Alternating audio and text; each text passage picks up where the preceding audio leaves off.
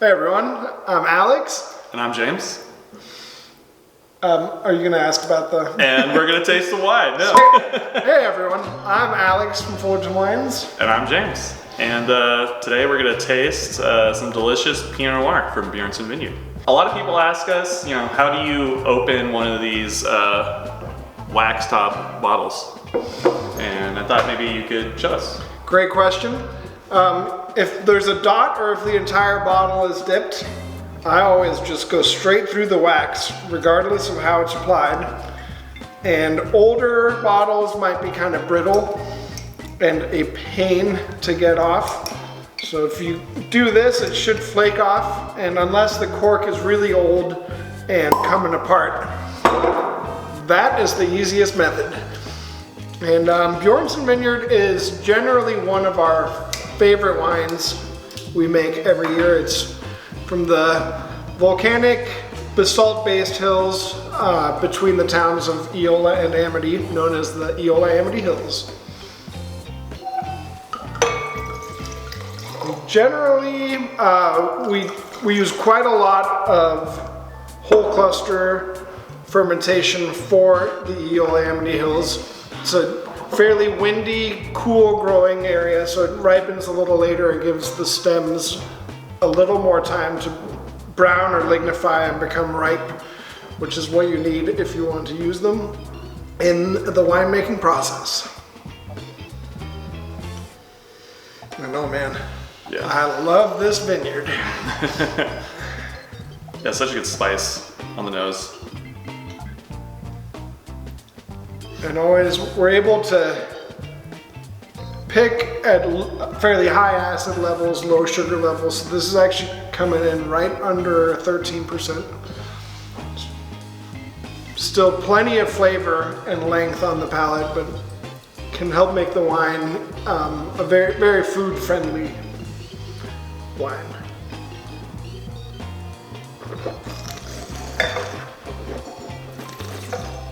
Yeah, so typically we ferment two separate blocks for this blend. One is Wadensville and the other is 777 clone. The Wadensville we typically ferment with a fair amount of whole cluster, anywhere from 25 to 100% in some years, giving us some of those beautiful aromatics you can only get with whole cluster. And how would you characterize the 777 block? So that's, we call that one son of a bear because Bjornson means bear's son. And we like to stay sane during harvest by giving ourselves something to laugh about every day. So we've got wadberries because the wadberries taste like wadberries, and that's Wadensville clone, abbreviated WAD. For all of our Super Trooper fans out there. Yeah. And isn't that originally from... like schnozberries takes like schnozberries from Willie Walker. Yeah. And so Son of a Bear is 45% whole cluster, picked pretty early, fermented fairly cool at first, then it peaks at 90 degrees to get a little bit of extraction, and then we'll leave it in the tank for 2.5 weeks after fermentation, which is called extended maceration. We're not being dirty there. It's actually called maceration when you soak any berry crushed on its pulp and skins. Yeah, so much like very spicy, like cinnamon, nutmeg, some cool like mushroom, like almost like a porcini thing going on here. Yeah. And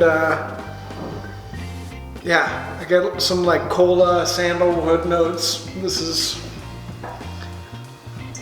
what Pinot Noir is all about. Yeah, like what would you pair this with?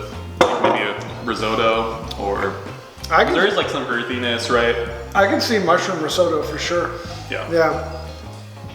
Good good use of my preserved frozen chanterelles, that you gathered.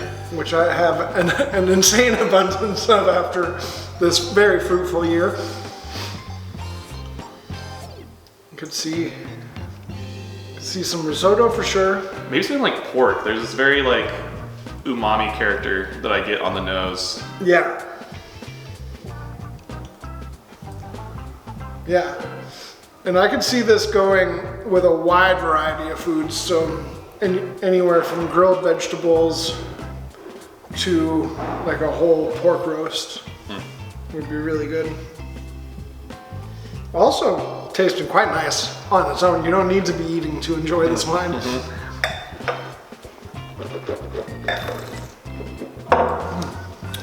Yeah.